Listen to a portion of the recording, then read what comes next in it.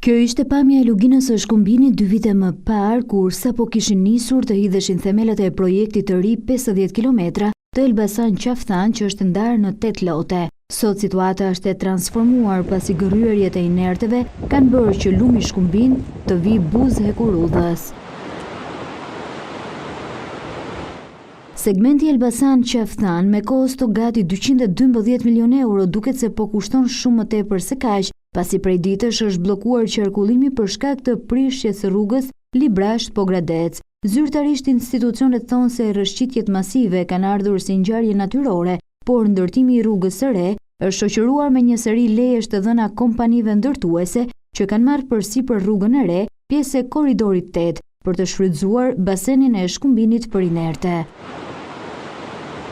Report TV hulumtoi lejet e dhëna për shfrytëzimin e materialeve inerte të bazenit të Shkumbinit. 4 kompani që kanë fituar edhe lote të projektit rrugor kanë 5 leje për të gërryer lumin dhe për të marrë zhavor. Sipas të dhënave, sipërfaqja e lejuar për të gërryer në total është 1.5 milion metër katror dhe totali i inerteve që mund të merret prej shtratit të lumit arrin në 3.5 milion metër kub.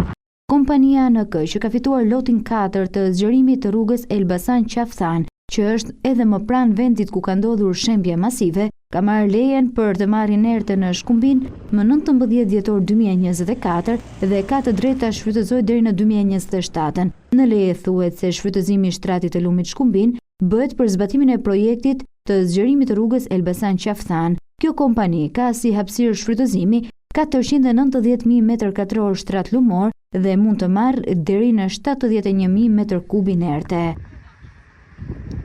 Në korrik të 2023-shit leje për të gërryer lumin Shkumbin ka marrë edhe kompania Al Building, që fitoi lotin e parë të kësaj rruge me vlerë 21.8 milion euro. Leja që skadon në 2027 saktëson se kjo kompani ka 610.000 metër katror hapësirë për të marrë deri në 619.000 metër kub inerte. Po e njëjta kompani ka marrë një tjetër leje në korrik të vitit 2025 me afat deri në 2028 për të shfrytëzuar 111.000 metër katror në Shkumbin dhe për të marrë 226.000 metër kub zhavor e inerte të tjera në total.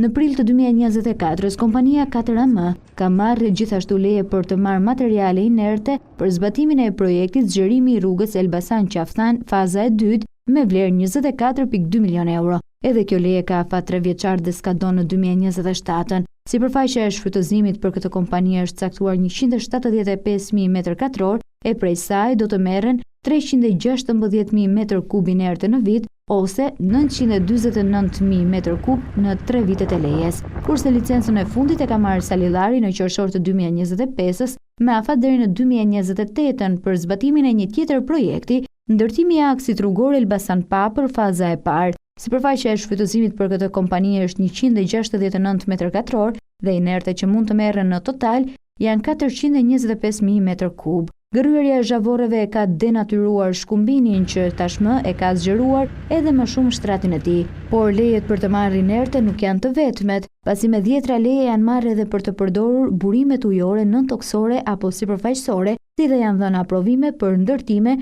buzë bazenit të Shkumbinit.